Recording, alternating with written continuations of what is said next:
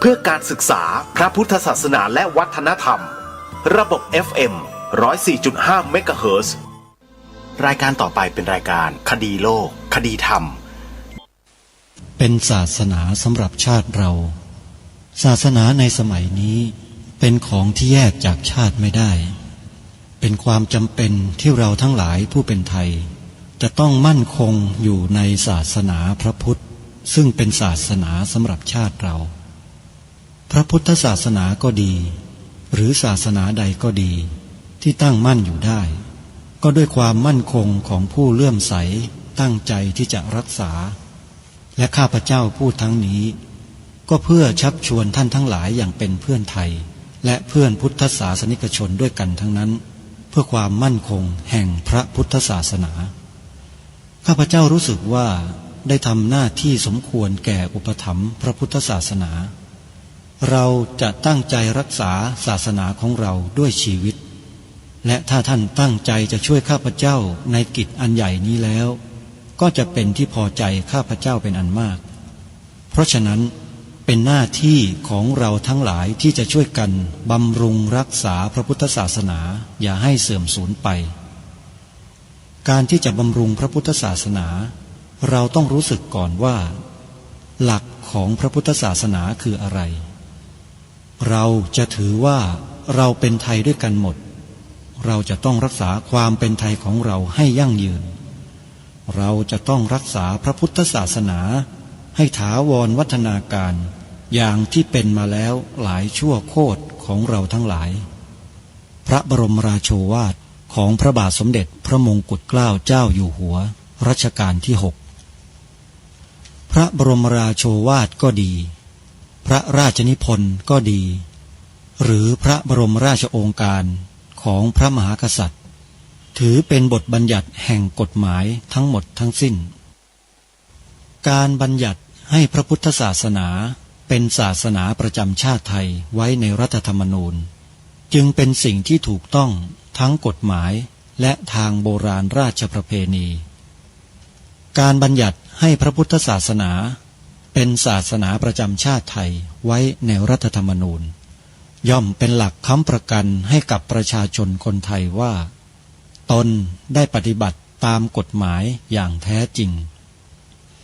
การบัญญัติให้พระพุทธศาสนาเป็นศาสนาประจำชาติไทยไว้ในรัฐธรรมนูญมิได้เป็นการลิดรอนสิทธิเสรีภาพของผู้ใดแต่เป็นการยืนยันความจริงตามกฎหมายและประวัติศาสตร์ชาติไทยการบัญญัติให้พระพุทธศาสนาเป็นศาสนาประจำชาติไทยไว้ในรัฐธรรมนูญจะทำให้พระพุทธศาสนาได้รับการอุปถัมภ์และคุ้มครองจากรัฐดุจเดียวกันกับที่องค์พระมหากษัตริย์ทรงกระทำมาการบัญญัติให้พระพุทธศาสนาเป็นศาสนาประจำชาติไทยไว้ในรัฐธรรมนูญจะป้องกันพระพุทธศาสนาไม่ให้ถูกลัทธินิกายนอกศาสนากระทำการใดๆได้ด้วยอุบายต่างๆนานาการบัญญัติให้พระพุทธศาสนาเป็นศาสนาประจำชาติไทยไว้ในรัฐธรรมนูญจะทำให้สังคมไทยมีแต่ความสุขร่มเย็นเป็นธรรมทั้งต่อคนศาสนาอื่นและคนสัญชาติอื่นได้อย่างแท้จริงแต่ถ้าไม่บัญญัติให้พระพุทธศาสนาเป็นศาสนาประจำชาติไทยไว้ในรัฐธรรมนูญในอนาคตประเทศไทยจะต้องตกอยู่ในสถานะเดียวกันกับพื้นที่3 จังหวัดชายแดนภาคใต้อย่างแน่นอนพระบรมราโชวาทพระบาทสมเด็จพระเจ้าอยู่หัวในมหาสมาคมณพระที่นั่งอมรินทร์วินิจฉัยในพระบรมมหาราชวังโดยที่พระพุทธศาสนาเป็นศาสนาประจำชาติของเราทั้งตามความศรัทธาเชื่อมั่นของข้าพเจ้าเองก็เห็นเป็นศาสนาที่ดีศาสนาหนึ่งเนื่องในบรรดาสัจธรรมคำสั่งสอนอันชอบด้วยเหตุผลจึงเคยคิดอยู่ว่าถ้าโอกาสอำนวยข้าพเจ้าควรจะได้บวชสักเวลาหนึ่งตามราชประเพณีซึ่งจะเป็นทางสนองพระเดชพระคุณพระราชบูรพาการีตามคตินิยมด้วย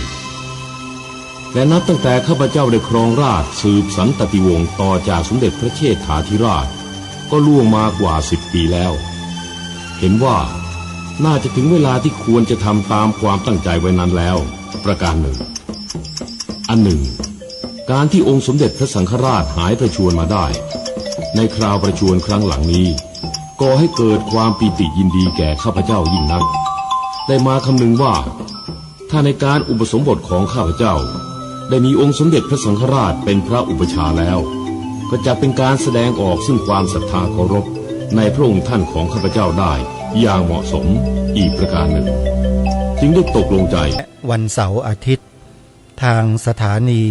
วิทยุแห่งนี้ท่านสามารถดาวน์โหลดแอปพลิเคชันที่ชื่อว่าวิทยุพุทธศาสนาทั่วไทยเพื่อติดตามรับฟังรายการนี้ได้ทุกวันในวันหนึ่งสามารถเลื่อนรับฟังรายการคดีโลกคดีธรรมได้5 เวลาคือ9 นาฬิกา10 นาฬิกา11 นาฬิกา13 นาฬิกาและ1 นาฬิกาโดยมีสถานีวิทยุออกอากาศรายการนี้ต่างเวลากันดังนี้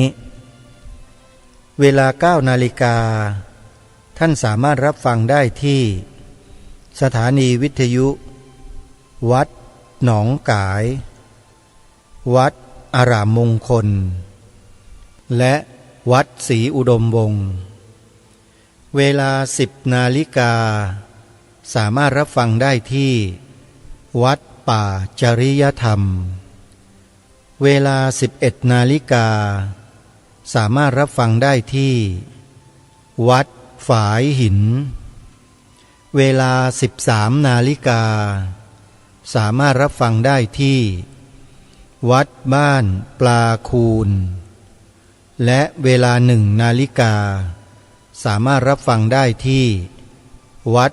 ฝายหินและที่จังหวัดสุพรรณบุรีท่านสามารถรับฟังรายการคดีโลกคดีธรรมผ่านทางสถานีวิทยุพระพุทธศาสนาจังหวัดสุพรรณบุรีได้ที่สถานีวิทยุวัดสามชุกคลื่น FM 100.25 เมกะเฮิรตซ์ออกอากาศ2 เวลาคือเวลา9 นาฬิกาและเวลา20 นาฬิการายการคดีโลกคดีธรรมวันนี้ขอเริ่มต้นข่าวประชาสัมพันธ์เชิญชวนสาธุชนมีส่วนร่วมสร้างพุทธมณฑลจังหวัดเชียงใหม่โดยสามารถติดต่อขอร่วมสนับสนุนทำบุญเป็นเจ้าภาพร่วมสร้างพุทธมณฑลเชียงใหม่ได้ที่วัดพันอ้นอำเภอเมืองจังหวัดเชียงใหม่หรือติดต่อทางสถานีวิทยุต่างๆ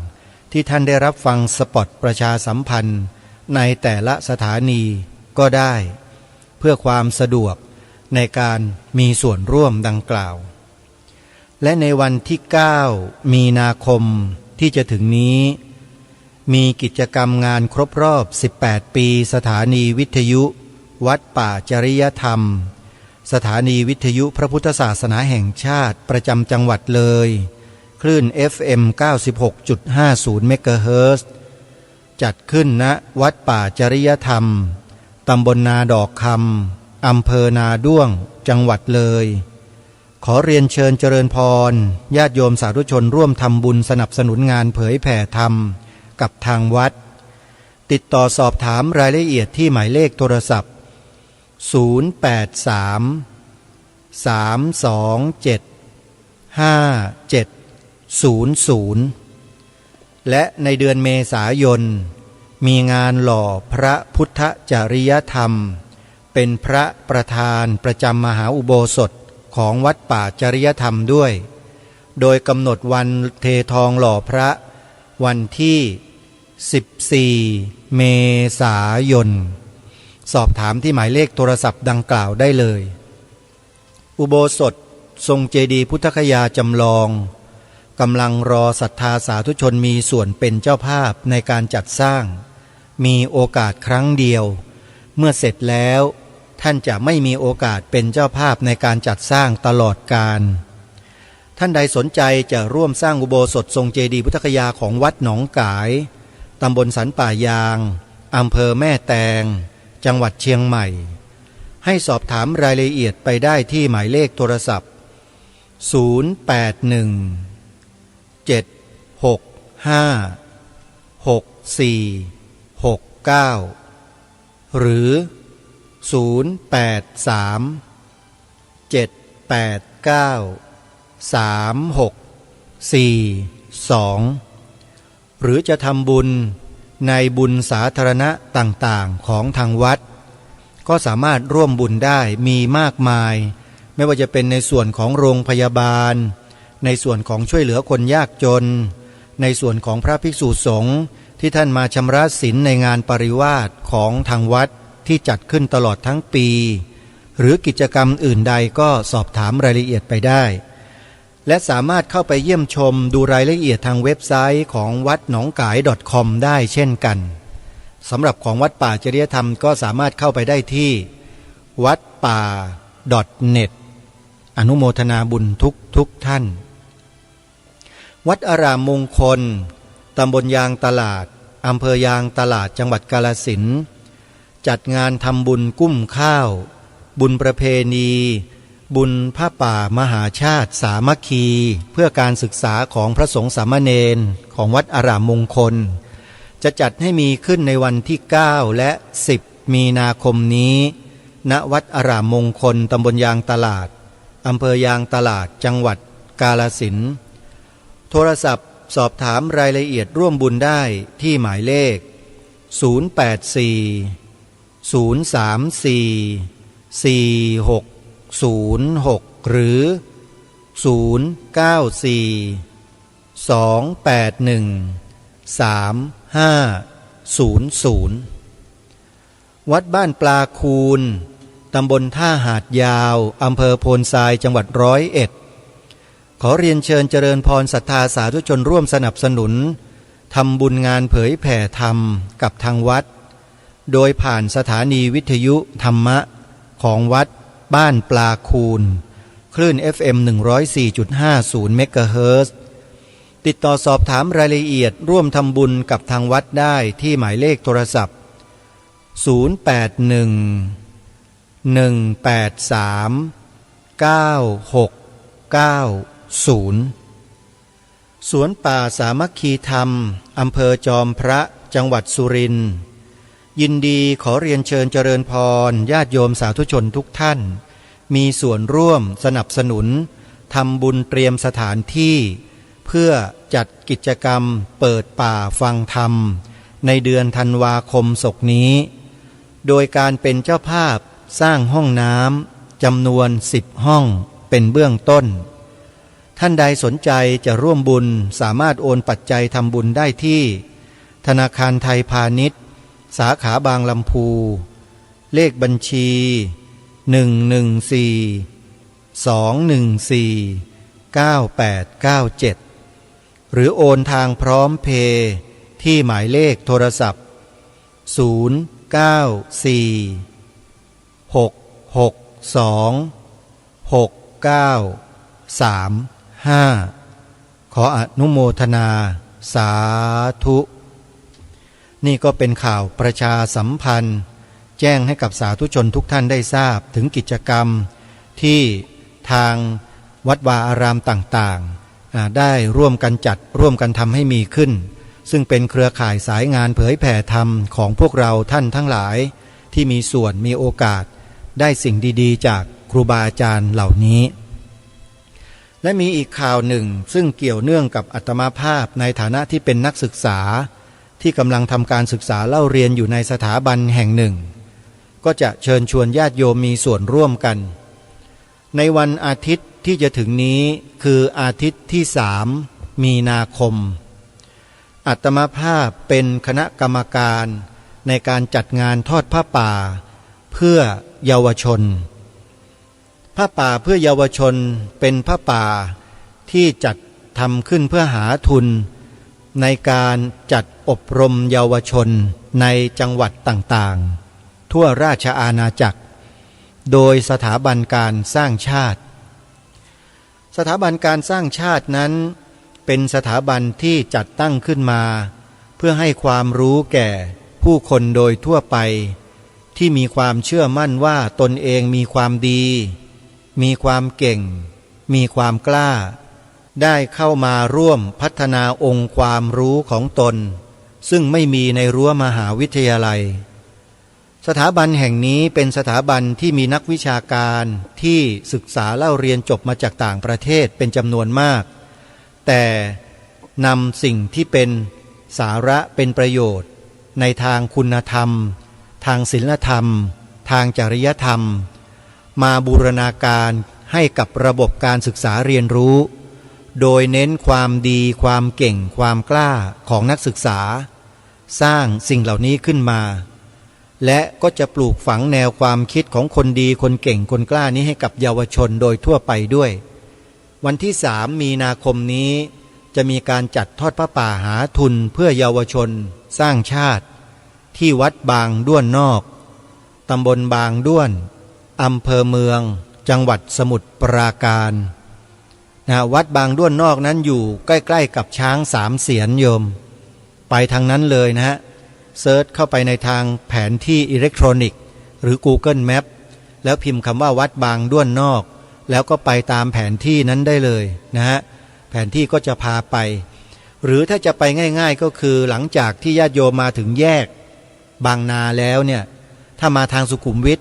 ก็ให้ตรงไปเลยนะตรงไปสมุทรปราการไม่ต้องไปเลี้ยวไหน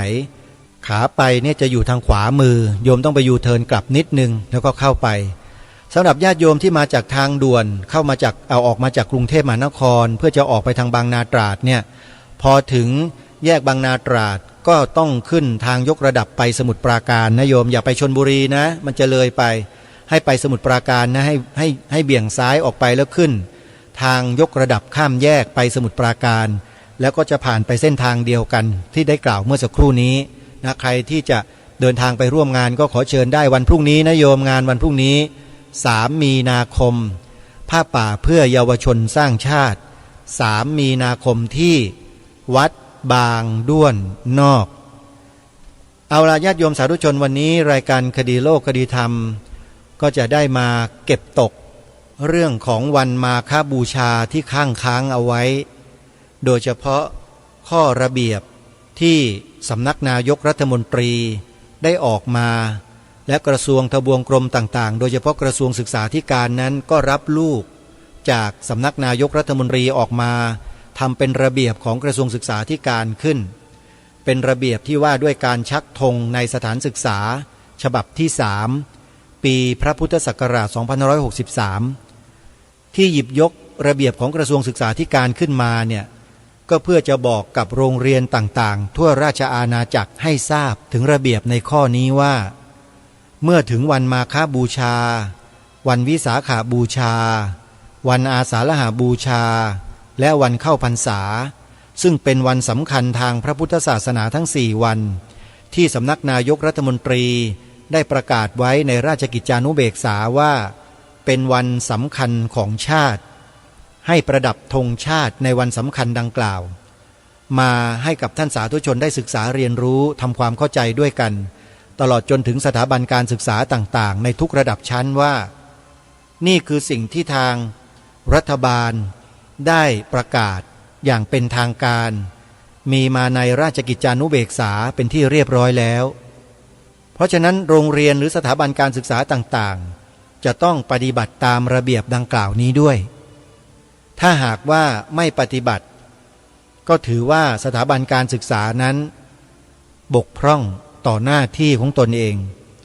แล้วก็ไม่เอาใจใส่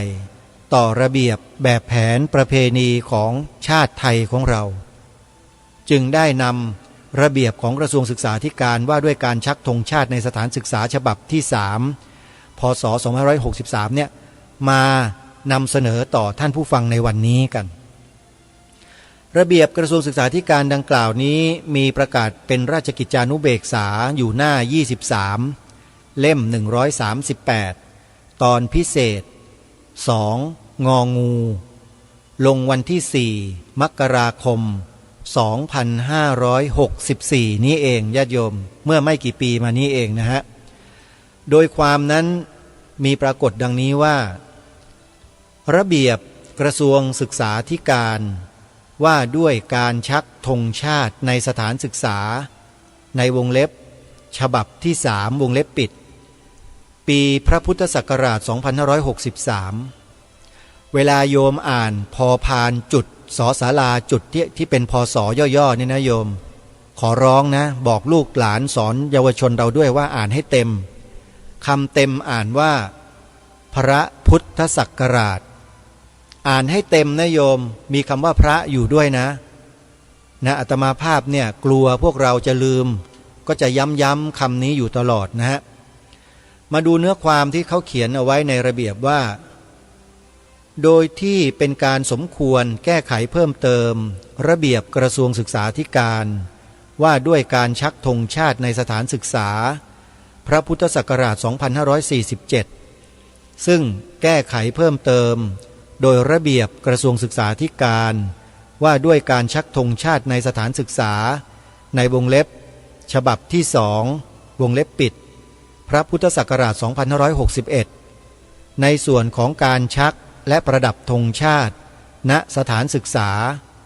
ในโอกาสและวันพิธีสำคัญให้มีความสอดคล้องกับระเบียบสำนักนายกรัฐมนตรีว่าด้วยการใช้การชักหรือการแสดงธงชาติและธงของต่างประเทศในราชอาณาจักรพระพุทธศักราช 2529 ซึ่งแก้ไขเพิ่มเติมโดยระเบียบสำนักนายกรัฐมนตรีว่าด้วยการใช้การชักหรือการแสดงธงชาติและธงของต่างประเทศในราชอาณาจักรในวงเล็บฉบับที่5วงเล็บปิดพระพุทธศักราช 2562 อาศัยอำนาจตามความในข้อ 12 วรรค 1 วงเล็บ 4 แห่งระเบียบสำนักนายกรัฐมนตรีว่าด้วยการใช้การชักหรือการแสดงธงชาติและธงของต่างประเทศในราชอาณาจักรพระพุทธศักราช 2529 กระทรวงศึกษาธิการจึงวางระเบียบไว้ดังต่อไปนี้ข้อ 1. ระเบียบนี้เรียกว่าระเบียบกระทรวงศึกษาธิการว่าด้วยการชักธงชาติในสถานศึกษาในวงเล็บฉบับที่3วงเล็บปิดพระพุทธศักราช 2563 ข้อ 2. ระเบียบนี้ให้ใช้บังคับตั้งแต่วันถัดจากวันประกาศในราชกิจจานุเบกษาเป็นต้นไปข้อ 3. ให้ยกเลิกความในข้อ 7 ของระเบียบกระทรวงศึกษาธิการว่าด้วยการชักธงชาติในสถานศึกษาพระพุทธศักราช 2547 ซึ่งแก้ไขเพิ่มเติมโดยระเบียบกระทรวงศึกษาธิการว่าด้วยการชักธงชาติในสถานศึกษาในวงเล็บฉบับที่2วงเล็บปิดพระพุทธศักราช 2561 และให้ใช้ความต่อไปนี้แทนข้อ 7. ในโอกาสและวันพิธีสำคัญให้ชักและประดับธงชาติณสถานศึกษาตามกำหนดวันและระยะเวลาดังต่อไปนี้วงเล็บ 1. วันขึ้นปีใหม่วันที่1 มกราคม1 วันวงเล็บ 2. วันมาฆบูชา1 วันวงเล็บ 3. วันพระบาทสมเด็จพระพุทธยอดฟ้าจุฬาโลกมหาราชและวันที่ระลึกมหาจักรีบรมราชวงศ์วันที่6 เมษายน1 วันวงเล็บ 4. วันสงกรานต์วันที่13 เมษายน1 วันวงเล็บ 5. วันฉัตรมงคลวันที่4 พฤษภาคม1 วันวงเล็บ 6. วันพืชมงคล1 วันวงเล็บ 7. วันวิสาขบูชา1 วันวงเล็บ 8. วันเฉลิมพระชนมพรรษาสมเด็จพระนางเจ้าสุธิดาพัชรสุธาพิมลลักษณ์ พระบรมราชินี วันที่3 มิถุนายน1 วันวงเล็บ9วันอาสาฬหบูชา1 วันวงเล็บ10วันเข้าพรรษา1 วันวงเล็บ11วันเฉลิมพระชนมพรรษาพระบาทสมเด็จพระปรเมนทรามาธิบดีศรีสินมหาวชิราลงกรณ์พระวชิรเกล้าเจ้าอยู่หัววันที่28และวันที่29กรกฎาคม2 วันวงเล็บ12วันเฉลิมพระชนมพรรษาสมเด็จพระนางเจ้าสิริกิติ์พระบรมราชินีนาถพระบรมราชชนนีพันปีหลวงและวันแม่แห่งชาติวันที่12สิงหาคม1 วันวงเล็บ13วันพระราชทานธงชาติไทยวันที่28กันยายน1 วันวงเล็บ14วันสหประชาชาติวันที่24ตุลาคม1 วันวงเล็บ15วันคล้ายวันพระบรมราชสมภพพระบาทสมเด็จพระบรมชนากาธิเบศรมหาภูมิพลอดุลยเดชมหาราชบรมนาถบพิตรวันชาติวันพ่อแห่งชาติวันที่5และวันที่6ธันวาคม2 วันวงเล็บ16วันรัฐธรรมนูญวันที่10ธันวาคม1 วันการชักและประดับธงชาติในโอกาสหรือวันพิธีสำคัญอื่นๆให้เป็นไปตามที่ทางราชการจะประกาศให้ทราบเป็นครั้งคราวส่วนการชักและประดับธงชาติในงานพิธีสำคัญอื่นๆตามประเพณีนิยมให้ปฏิบัติต่อธงชาติด้วยความเคารพประกาศณวันที่6พฤศจิกายนพระพุทธศักราช2563ลงนามณัฐพลทีปสุวรรณรัฐมนตรีว่าการกระทรวงศึกษาธิการนี่คือระเบียบของกระทรวงศึกษาธิการที่อ้างตามระเบียบของสำนักนายกรัฐมนตรีฉบับปีพ.ศ. 2529ในเรื่องของการใช้การชักหรือการแสดงธงชาติและธงของต่างประเทศในราชอาณาจักรก็ทางกระทรวงศึกษาธิการก็ถือว่านำมาจัดทำเป็นระเบียบในการชักธงชาติในสถานศึกษาต่างๆทั่วราชอาณาจักรทีนี้อย่างที่ทางรายการได้เคยตั้งคำถามมาโดยตลอดว่าสถานการศึกษาต่างๆในประเทศไทยทุกวันนี้เนี่ยได้ทำตามระเบียบนี้บ้างหรือไม่หรือเฉยๆละเลยไปโดยไม่เอาใจใส่หรือเปล่าถ้าหากว่าไม่ทำถือว่าเป็นผู้ปฏิบัติหน้าที่บกพร่องนะมันจะเข้ามาตรา157หรือเปล่าอันนี้ถ้าเกิดมีการฟ้องการร้องขึ้นมาเนี่ยอาตมาคิดว่าน่าจะโดนกันระนาวเลยเรื่องนี้เป็นอันตรายนะครับส่วนราชการการศึกษาสถาบันการศึกษาต่างๆโดยเฉพาะผู้บริหารการศึกษาสถาบันการศึกษาต่างๆเนี่ยจะต้องตระหนักในข้อนี้ให้มากอย่าคิดว่าไม่สำคัญนะเรื่องนี้มีความสำคัญมากการประดับธงนั้นหรือการชักธงนั้นไม่ใช่ว่าชักธงแบบปกติธงชาติที่ร้องเพลงกันทุกวันไม่ใช่ฮะในวาระพิเศษเนี่ยจะต้องประดับธงประดับธงกับการชักธงมันคนละอย่างกันนะฮะมันคนละอย่างกันในนี้เนี่ยเขาบอกว่าอาศัยอำนาจตามความในข้อ12วรรค1วงเล็บ4แห่งระเบียบสำนักนายกรัฐมนตรีว่าด้วยการใช้การชักหรือการแสดงธงชาติก็นั่นก็หมายความว่าเป็นการนำเอาธงชาติและธงสำคัญในวันสำคัญนั้นมาแสดงไม่ใช่เอามาชักเฉยๆนะท่านชักนี่มันชักปกติทุกวันอยู่แล้วใช่ไหมชักขึ้นชักลงชักขึ้นชักลงเนี่ย8 โมงเช้าขึ้น6 โมงเย็นลงอยู่อย่างนี้เขาเรียกว่าชักธงแต่ในที่นี้คำว่าแสดงธงชาติการใช้หรือการแสดงธงชาติก็คือการประดับธงชาตินั่นเองถามว่าส่วนราชการต่างๆได้ทำเช่นนั้นหรือไม่ถ้าไม่ทำมันจะเข้าข่ายผิดกฎหมายมาตรา157หรือเปล่าที่บอกว่าปฏิบัติหน้าที่โดยมิชอบ หรือละเลยการปฏิบัติหน้าที่หรือไม่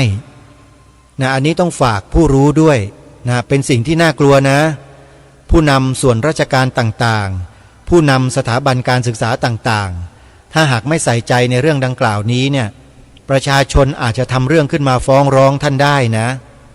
ในฐานะที่ท่านกินเงินเดือนซึ่งเป็นภาษีของประชาชนแล้วท่านมาละเลยการปฏิบัติหน้าที่เยี่ยงนี้เนี่ยโดนเอาง่ายๆนะผมบอกไว้ก่อนนะอาตมาภาพบอกโยมไว้ก่อนนะอันนี้ไม่ใช่การข่มขู่นะฮะแต่มันเป็นสิ่งที่ต้องทำขอฝากไว้ว่าต้องทำทางรายการนั้นถามมาโดยตลอดว่าผู้ใหญ่บ้านกำนันอบต.ส่วนจังหวัดต่างๆไม่ว่าจะเป็นนายกองค์การบริหารส่วนจังหวัดนายกเทศมนตรีผู้อำนวยการสถาบันการศึกษาในระดับต่างๆส่วนราชการต่างๆทั่วประเทศท่านได้ปฏิบัติตามระเบียบที่สำนักนายกรัฐมนตรีได้ออกให้ไว้หรือไม่ถ้าหากท่านไม่ทำท่านจะผิดกฎหมายมาตรา157ไหมอันนี้ต้องขอฝากทุกท่านทุกฝ่ายว่าอย่าละเลยอย่ามองข้ามสิ่งเล็กๆน้อยๆอย่าคิดว่าเล็กน้อยนะอาตมาภาพไม่ได้หมายความว่าเล็กน้อยนะท่านอย่าคิดว่าเรื่องนี้เป็นเรื่องเล็กน้อยนะนี่คือสัญลักษณ์ของชาติบ่งบอกถึงความเป็นชาติที่มีเอกราชย้ำมาโดยตลอดว่าที่มาพูดมารณรงค์อยู่ทุกวันนี้เพื่อให้ทุกคนมีสำนึกในข้อนี้คือข้อที่ว่าประเทศเรานั้นเราเป็นเอกราชไม่ได้เป็นทาสไม่ได้เป็นขี้ข้าใครแล้วถ้าเราไม่รักความเป็นเอกราชของเราด้วยการทำแบบนี้เนี่ยถามว่าแล้วเราจะมาทำหน้าที่มารับผิดชอบหน้าที่ในส่วนราชการไว้ทำเพื่ออะไรเพื่อแสดงออกอะไรล่ะแสดงออกถึงความเป็นทาสเหรออันนี้ถามกันตรงๆฮะอย่างนั้นหรือเปล่าในเมื่อเราเป็นเอกราชแล้วเราก็ต้องแสดงความเป็นเอกราชของเราให้ชัดเจนตามระเบียบที่กระทรวงศึกษาธิการก็ดีที่สำนักนายกรัฐมนตรีได้ประกาศไว้ก็ดีมันถึงจะเหมาะสมถูกต้องใช่หรือไม่นี่คือสิ่งที่ทางรายการพยายามย้ำมาโดยตลอดกับท่านผู้ฟังทุกท่านทุกฝ่ายทุกคนว่าอย่าคิดว่าเรื่องนี้เป็นเรื่องเล็กอย่ามองข้ามเรื่องนี้เด็ดขาดถ้าหากเรื่องนี้ไม่เป็นเรื่องใหญ่ไม่เป็นเรื่องสำคัญของชาติบ้านเมืองแล้วเขาจะกำหนดจดออกมาเป็นลายลักษณ์อักษรเป็นกฎหมายเพื่ออะไรล่ะเพื่อกำหนดออกมาเขียนมาเล่นๆเหรอทำเป็นกระดาษเปื้อนหมึกให้มองผ่านๆกันไปอย่างนั้นหรือท่านผู้ฟังทุกท่านถ้าท่านใดฟังรายการคดีโลกคดีธรรมมาโดยตลอดท่านจะทราบในข้อนี้เป็นอย่างดีว่า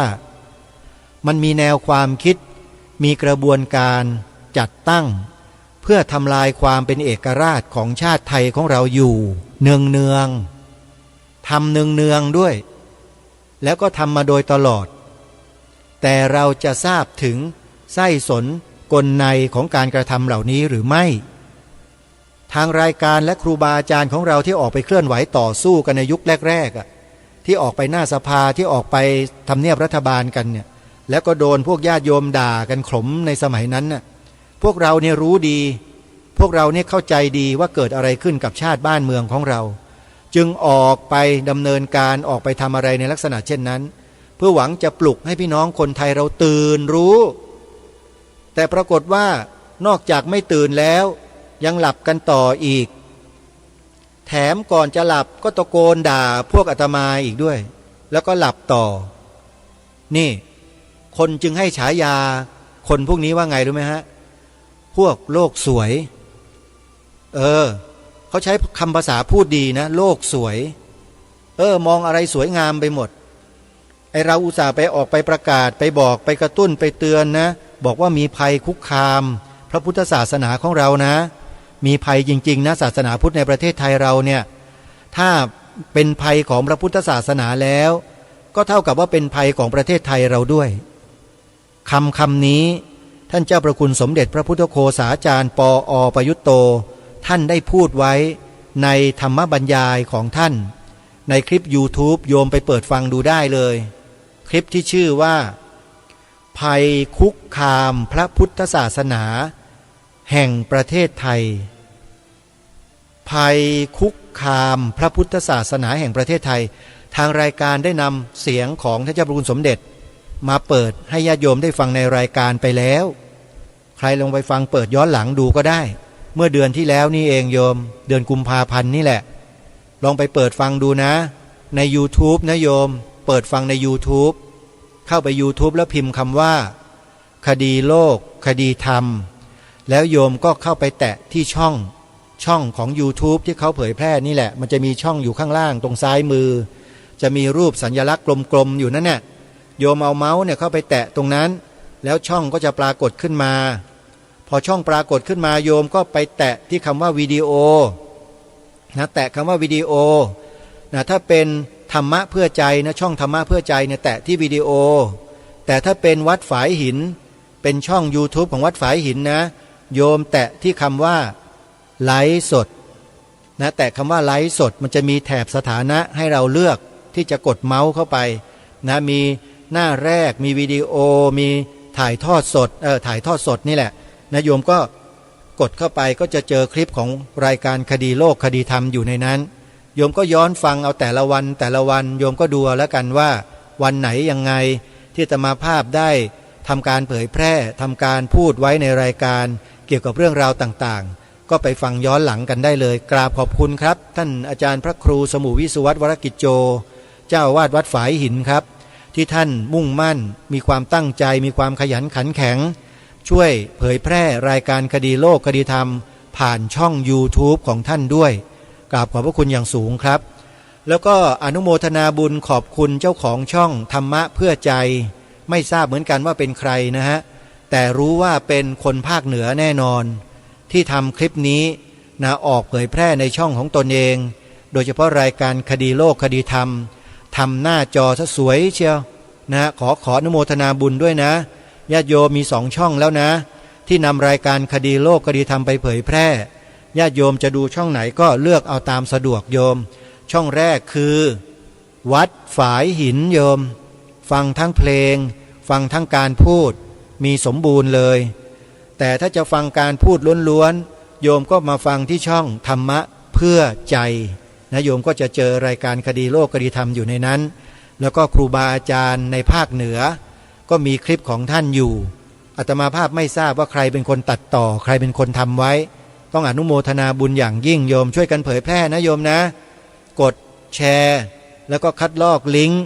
แล้วก็ส่งต่อไปในไลน์กลุ่มไลน์ส่วนตัวของเพื่อนๆพี่ๆน้องๆได้เลยแล้วก็พิมพ์ชื่อหน่อยว่ารายการคดีโลกคดีธรรมวันที่เท่านั้นเดือนนั้นปีนั้นนะญาติโยมหลายคนดูแล้วฟังแล้วก็จะได้รู้ว่าพูดไว้ตั้งแต่เมื่อไหร่อย่างไรซึ่งมันก็มีผลต่อการพูดในครั้งต่อๆไปด้วยเพราะรายการคดีโลกคดีธรรมนั้นมักจะพูดเรื่องราวต่อเนื่องกันในแต่ละวันนะเพื่อจะส่งต่อไปยกเว้นนะช่วงไหนที่ไม่สะดวกหยุดก็จะนำเทปเก่าๆมาเปิดให้ท่านสาธุชนได้ฟังกันสรุปวันนี้รายการคดีโลกคดีธรรมก็ได้นำประกาศของกระทรวงศึกษาธิการนะฮะมาอ่านให้กับสาธุชนได้สดับรับฟังกันจบไปแล้วซึ่งเป็นระเบียบขออภัยนะเป็นระเบียบไม่ใช่ประกาศนะฮะระเบียบกระทรวงศึกษาธิการว่าด้วยการชักธงชาติในสถานศึกษาฉบับที่3โยมปีพระพุทธศักราช2563ซึ่งจะย้ำลงไปเน้นลงไปที่สถาบันการศึกษาของชาติไม่ว่าจะอยู่หน้าที่แห่งหนตำบลใดหมู่บ้านใดในประเทศนี้จะต้องดำเนินการตามระเบียบที่กระทรวงศึกษาธิการได้กำหนดไว้ซึ่งมีประกาศในราชกิจจานุเบกษาหน้า23เล่ม138ตอนพิเศษ2งองูลงวันที่4มกราคม2564นี่คือประกาศหมายความว่าประกาศนี้ให้สถาบันการศึกษาทั้งหมดเมื่อถึงวันสำคัญต่างๆทั้ง16วันที่ได้อ่านให้ท่านผู้ฟังจบไปแล้วเมื่อสักครู่นี้แหละเมื่อถึงวันสำคัญนั้นแล้วให้ประดับธงชาติพร้อมด้วยธงตราสัญลักษณ์ของวันสำคัญนั้นเพราะวันสำคัญเหล่านั้นถือว่าเป็นวันสำคัญของชาติญาติโยมฟังให้ชัดๆนะที่สำนักนายกรัฐมนตรีเขาประกาศให้ชักให้ใช้ให้ประดับธงชาติในวันสำคัญเหล่านี้เนี่ยเนื่องจากว่าวันเหล่านี้เป็นวันสำคัญของชาติ โยมท่านผู้ฟังทุกท่านครับครูบาอาจารย์ครับ นี่คือสิ่งที่ทางการน่ะเขาเปิดทางไว้ให้แก่พวกเราได้ทำหน้าที่กันแล้วนะครับเขาออกระเบียบออกคำสั่งออกประกาศมาถึงขนาดนี้แล้วแต่เรายังนิ่งเงียบกันอยู่มันน่าเสียดายเวลาที่ผ่านไปแต่ละวันเหลือเกินที่เราปล่อยให้มันเปล่าประโยชน์เกี่ยวกับเรื่องดังกล่าวนี้ไปทั้งที่โอกาสอยู่แค่เอื้อมมือแต่เราไม่หยิบไม่คว้ามันมาทำหน้าที่เผยแพร่ให้ความรู้ให้ประชาชนเห็นความสำคัญของพระพุทธศาสนาของเราไม่ทำกันเองนะฮะแล้วทีนี้เราก็มาว่าคนที่ทำหน้าที่ว่าพูดอย่างนั้นพูดอย่างนี้สารพัดสารเพโดยเฉพาะรายการคดีโลกคดีธรรมนี่โดนว่าตลอดแต่ถามว่าท้อแท้หรือเปล่าเปล่าเพราะไม่ได้ให้ค่ากับคำพูดเหล่านั้นอยู่แล้วไร้ค่ามากๆเลยเป็นเพียงแค่เศษผงธุลีที่ปลิวมาผ่านมาแล้วก็ผ่านไปแค่นั้นเองญาติโยมอาตมามองอย่างนั้นนะไม่ได้ดูถูกนะฮะแต่มองอย่างนั้นจริงๆนั้นสิ่งที่เราทำอยู่เจตนาที่เรามีอยู่ความตั้งใจที่เรามีอยู่นั้นน่ะสำคัญกับฝุ่นผงธุลีเหล่านั้นหลายล้านเท่าเลยจึงไม่ได้ให้ค่ากับสิ่งเหล่านั้นหรอกโยมใครจะว่าใครจะด่าใครมันจะเสียดแทงยังไงตามสบายไม่มีปัญหาอยู่แล้วรายการเนี้ยเพราะรู้อยู่ว่าตัวเองทำเพื่ออะไรแล้วก็จะชวนพี่น้องคนไทยเราเนี่ยได้มาอยู่ณจุดยืนตรงนี้ให้เป็นอุดมการณ์อันมั่นคงของพวกเราร่วมกันความรู้ความรักความสามัคคีเท่านั้นนะที่จะรักษาความเป็นเอกราชนครนี้ไว้ได้จะรักษาความเป็นประเทศไทยของเราไว้ได้จะรักษาความเป็นเอกราชนครนี้ไว้ได้โยมเพราะฉะนั้นจงทำเถอะทางรายการเนี่ยมั่นใจตัวเองว่าเดินมาถูกทางถูกที่แล้วก็กล่าวแสดงสิ่งที่ถูกต้องแล้วไม่ผิดเลยฮะเพราะประเทศไทยของเราเป็นเอกราชเรามีชาติมีพระพุทธศาสนามีพระมหากษัตริย์เป็น3 สถาบันหลักเป็นเสาหลักของประเทศเมื่อจะพูดถึงศาสนาในประเทศไทยแล้วต้องพูดศาสนาเดียวคือศาสนาพุทธทำไมถึงต้องพูดศาสนาพุทธศาสนาเดียวเพราะพูดในฐานะที่ศาสนาพุทธนั้นเป็นศาสนาประจำชาติไทยของเราจึงให้พวกเราได้กล่าวคำนี้ไงชวนลูกชวนหลานเยาวชนเรากล่าวคำนี้เพื่อให้ทุกคนเกิดสำนึกในข้อนี้ร่วมกันถ้าไม่พูดไม่เปล่งวาจาไม่ออกมานะ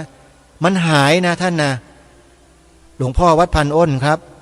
ถ้าได้ยินเสียงผมนะครับหรือลูกศิษย์ลูกหาได้ยินเนี่ยช่วยไปกราบเรียนหลวงพ่อวัดพันอ้นด้วยว่าให้หลวงพ่อวัดพันอ้นช่วยสารต่อพระราชปณิธานขององค์พระมหากษัตริย์ของเราในข้อนี้หน่อยเถอะที่ผมอัญเชิญมาเนี่ยเป็นพระราชดำรัสพระบรมราโชวาทของพระเจ้าอยู่หัวรัชกาลที่9นะครับผมไม่ได้ตั้งเองขึ้นเองนะครับคำที่ชวนมารณรงค์ให้กล่าวกันเนี่ยพระพุทธศาสนาเป็นศาสนาประจำชาติไทยของเราเนี่ยครูบาอาจารย์พระเถรานุเถระเจ้าคณะพระสังฆาธิการทั่วประเทศครับถ้าท่านฟังรายการนี้อยู่ท่านอย่าปล่อยเวลาให้มันผ่านไปโดยเปล่าประโยชน์เลยเพราะฝ่ายตรงข้ามเขาต้องการจะลบล้างสิ่งนี้ของบ้านเมืองเราอยู่ตลอดเวลาครับผมบอกได้เลยว่าตลอดเวลาถ้าท่านไปดูคลิปที่ผมได้โพสต์ไว้ใน YouTube นะฮะท่านจะรู้เลยว่าเกิดอะไรขึ้นถ้าท่านมีความคิดมีสติปัญญามีความรอบรู้จริงเนี่ยฟังคลิปนี้ดูคลิปนี้แล้วท่านจะรู้เลยว่าบ้านเมืองเกิดอะไรขึ้นคลิปนี้นะครับพิมพ์ไปใน YouTube ที่ชื่อว่าบิดเบือนธงชาติ